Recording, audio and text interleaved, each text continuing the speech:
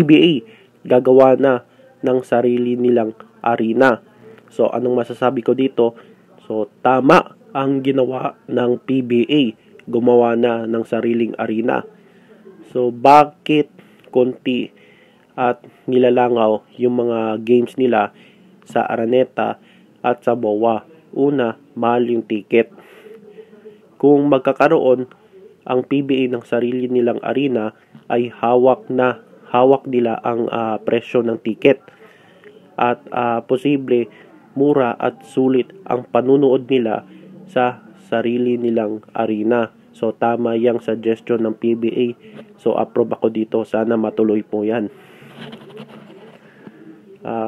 Ang suggest ko sana mas maganda kung 2 o 3 arena ang gagawin nila para doon sa Visayas at sa Mindanao, para makalaro naman sila sa ibang lugar. So good suggestion yan para sa PBA, gumawa ng sariling arena. Kailan po ito? Di natin alam kasi naghahanap pa sila ng lupa o lote para itatayo ng arena.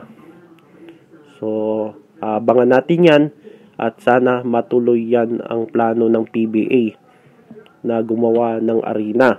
Maganda yan at titignan natin at least itong PBA may development na. Meron ng development at tuloy lang. So ito lang po yung aking video.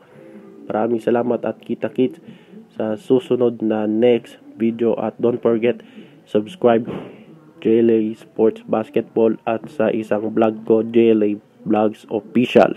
Maraming salamat.